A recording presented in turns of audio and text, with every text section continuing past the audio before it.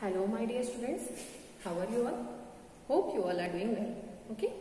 So आज का हमारा टॉपिक है भाषा और व्याकरण. ठीक है, तो हम स्टार्ट करते हैं. भाषा किसे कहते हैं? भाषा वह साधन है जिसके द्वारा हम अपने मन के विचार और भावों को दूसरों के सम्मुख, दूसरों के सामने प्रस्तुत करते हैं.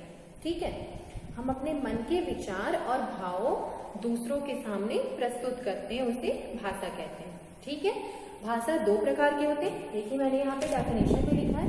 भाषा किसे कहते हैं? भाषा एक ऐसा माध्यम है जिसके द्वारा हम अपने विचार दूसरों तक आसानी से पहुंचा सकते हैं. ठीक है, भाषा के माध्यम से हम अपने विचार की, हम क्या विचार कर रहे हैं, क्या फील कर रहे हैं, वो दूसरों के सामने प्रस्तुत कर सकते हैं. ठीक है, भाषा दो प्रकार की होती है. पहली होती है मौखिक भाषा और दूसरी लिखित भाषा. ठीक है, अब देखिए मौखिक भाषा किसे कहते हैं? मैं आपको अपने मन के विचार कैसे अभी बता रही हूँ, बोल के ना, बोल कर बता रही हूँ, तो ये हो गई मौखिक भाषा. और लिखित भाषा क्या है? यहाँ पे मैंने लिख के रखा है.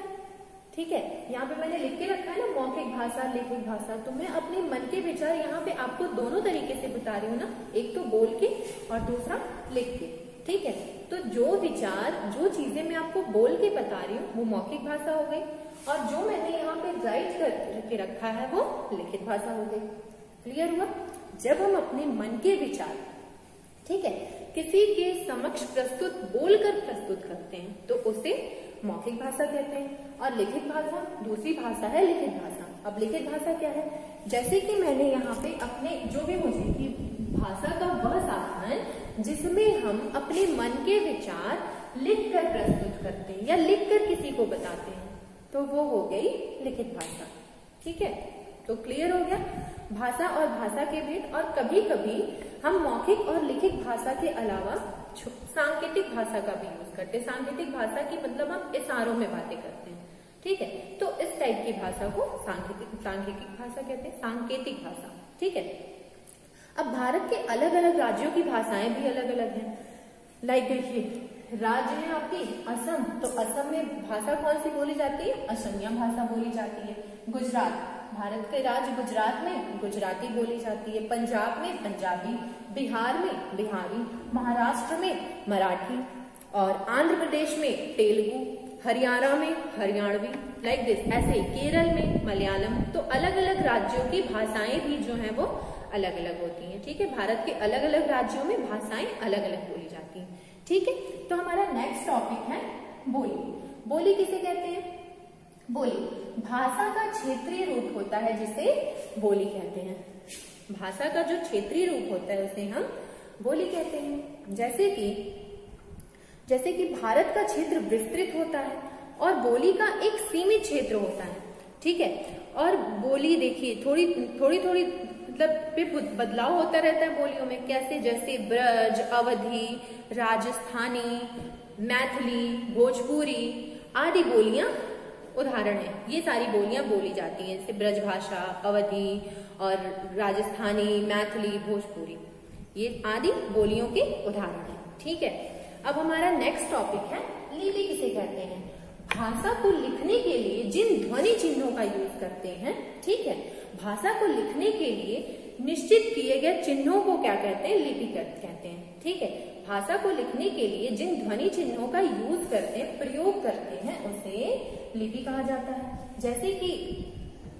जैसे कि हिंदी भाषा किस में लिखी गई है?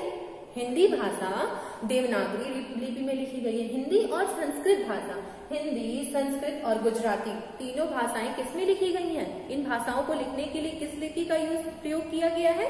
देवनागरी लिपि का. ठीक है, और ऐसे ही पंजाबी जो भाषा है वो गुरुमुखी लिपि में लिखी गई है. उर्दू फारसी में, अंग्रेजी रोमन में, और बांग्ला बंगाली लिपि में लिखी गई है. ठीक है, देखिए मैंने यहाँ पे लिख के भी रखा है. संस्कृत, हिंदी और गुजराती भाषा देवनागरी लिपि में, पंजाबी भाषा गुरुमुखी और अंग्रेजी फारसी में, रोमन में. ठीक है, उर्दू रोमन में, उर्दू फारसी और अंग्रेजी रोमन में. सॉरी बेटा, यहाँ पे मैंने उर्दू भाषा फारसी लिपि में लिखी गई है और अंग्रेजी भाषा रोमन लिपि में लिखी गई है. ठीक है, अब हमारा जो नेक्स्ट टॉपिक है वो क्या है? व्याकरण किसे कहते हैं? व्याकरण किसे कहते हैं? व्याकरण किसे कहते हैं? भाषा का शुद्ध रूप से ज्ञान करवाने वाले शास्त्र को व्याकरण कहते हैं। जिसमें भाषा का शुद्ध ज्ञान हो उसे व्याकरण कहते हैं। ठीक है, जैसे कि मैं आपको एक एग्जांपल दूं, मोहन क्रिकेट खेल रही है, क्या ये सही है? Let me right over here. मैं यहाँ पे लिखती हूँ एग्जाम्पल, उदाहरण व्याकरण का।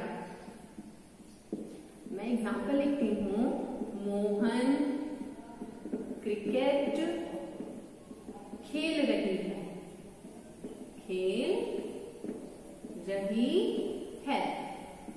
तो ये सेंटेंस सही लग रहा है आपको? वाक्य मोहन क्रिकेट खेल रही है, नहीं ना? सही वाक्य क्या होगा? मोहन क्रिकेट खेल रहा है, मोहन क्रिकेट खेल रहा है। ठीक है, तो सही। तो हमें यहाँ पे भाषा का शुद्ध ज्ञान हुआ ना, रही है ये प्लेस पे, रहा है लिखेंगे तो ये आपका सही वाक्य होगा, सही सेंटेंस होगा। ठीक है, और दूसरा मैं लिखती हूँ, जैसे कि मेरी बच्ची रो रहा है। ठीक है, या मेरे बच्चे रो रहा है। ठीक है, तो ये सेंटेंस आपको सही लग रहा है? नहीं, मेरे बच्चे रो रहे हैं, ये सेंटेंस सही होगा। ठीक है, तो क्लियर हो गया व्याकरण, भाषा और लिपि। Okay, so my topic is completed. Bye students.